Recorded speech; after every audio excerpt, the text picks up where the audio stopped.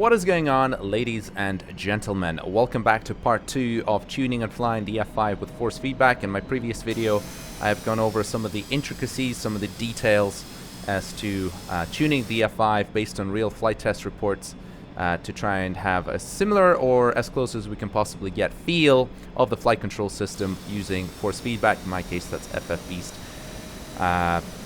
You know, compared to the real thing, that we can have sort of similar pressures and forces and everything feel of the airplane in DCS, and now to say it just feels absolutely incredible.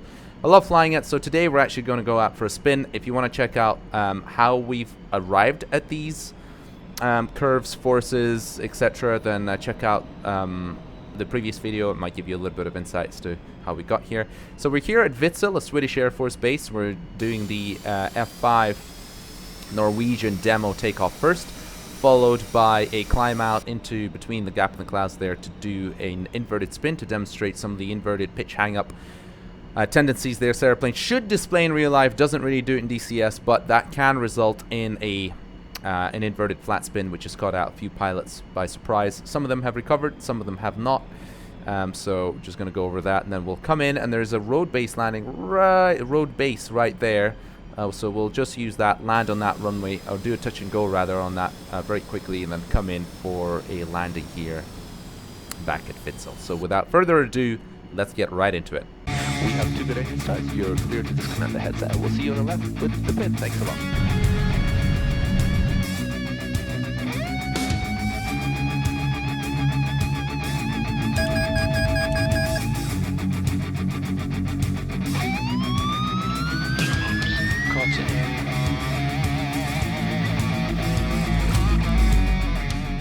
Okay, so some of you will notice that the nose gear strut is not extended, and that is for a good reason. That is because the F5 in the demo did not have the landing gear strut extended, which is what I'm doing. And we also have 5 units set for takeoff, which is maybe a little bit less than what is normally required. And again, that is just purely for this demo takeoff. So we're on the brakes.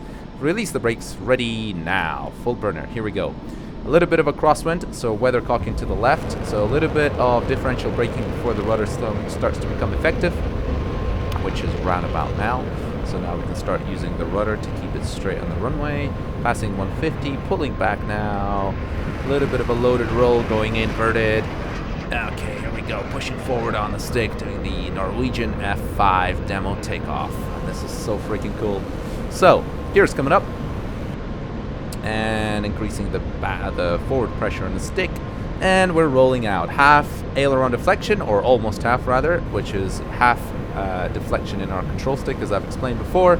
This is the logic the F5 has, and with force feedback, of course, we can tune that, so we only have half stick travel normally when we've got the gear up. However, we can override that and actually push through the bump stop to increase the roll rate. Obviously, for those of you guys that are flying you know, non-force feedback joysticks, normally you would just do full deflection, then press a button to unlock the full aileron travel. And with force feedback, of course, we don't have to worry about that. So building up the speed here, and we're going to go into a climb into the vertical to perform the inverted flat spin. Right, here we go. We're pushing back now. You'll see it's very difficult for me to over-G the airplane now. I've just reached the 7.5 G limit because I'm experiencing about 33 pounds on my stick. The real F5 goes up to 40.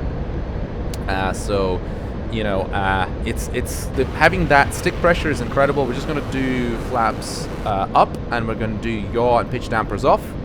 And we're going to demonstrate something that has happened to a couple of F5s in real life. As you do a loop over the top, the nose in the real aircraft has a tendency to come back up.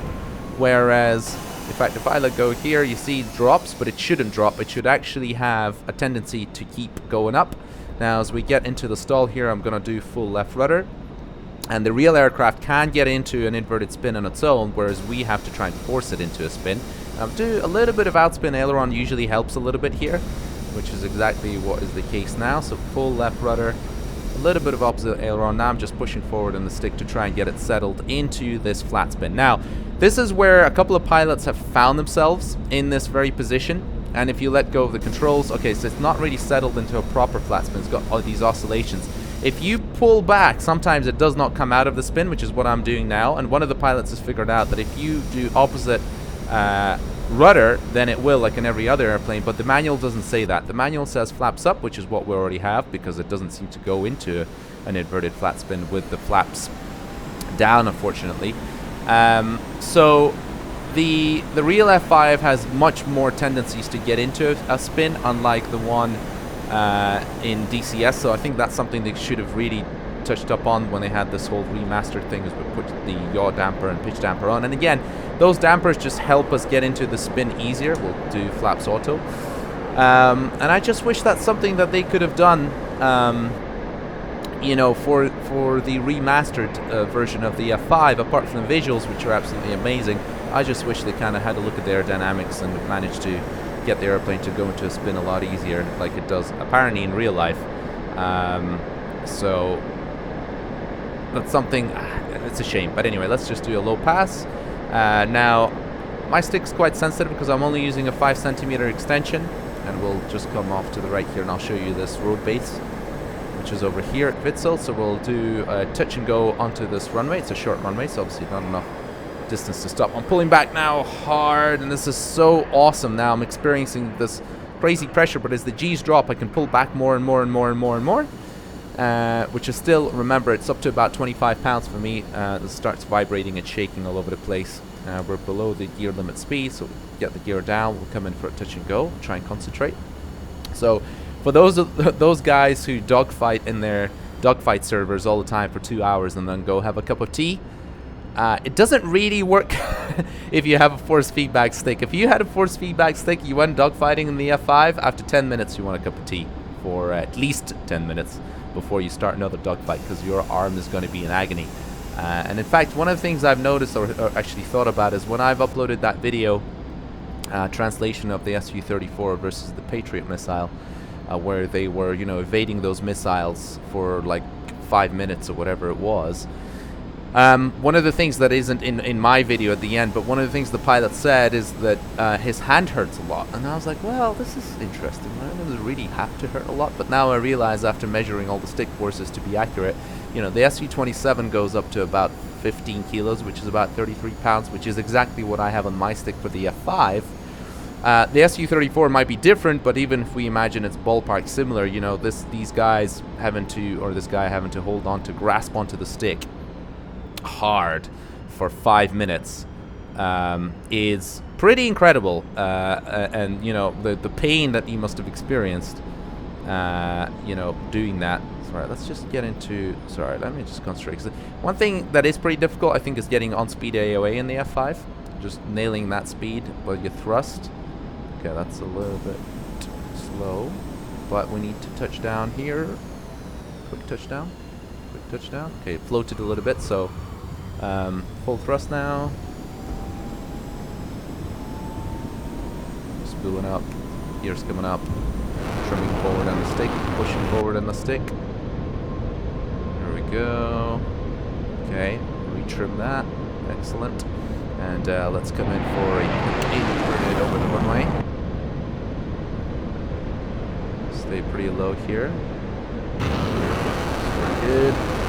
Roll out, and I'm pulling back now hard. You see, it's so difficult. Oh, yeah, so cool though. I mean, it's like you're flying an airplane that weighs multiple tons, which is just awesome. I love that. Yeah, I know that gear needs to come down. Don't worry, I'm doing that. Just did a loaded roll, so we can come in for a short approach here. So like I was saying, you know, that Su-34 pilot was pulling back, evading those missiles, and then he was complaining about how much his arm hurts.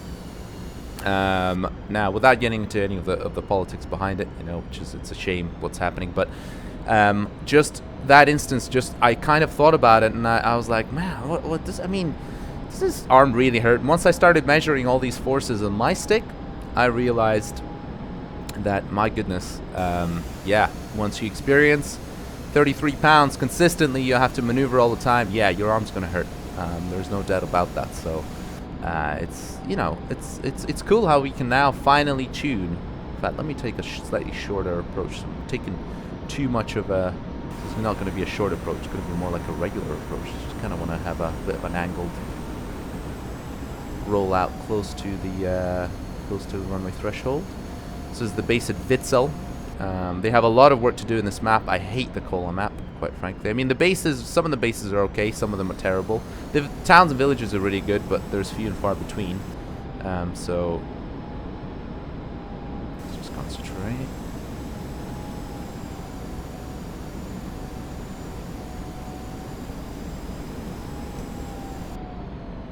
Floated again. Doing these mad floaters all the time today. Okay, keep the nose up for aerodynamic braking. Let the nose come down. Chute's coming out. There we go. So, I hope you guys have enjoyed this little flight test of the F5, flying with force feedback. I mean, the feeling of flying is absolutely incredible. I went to a friend's house recently and used his regular Thrustmaster Warthog joystick. It's just funny how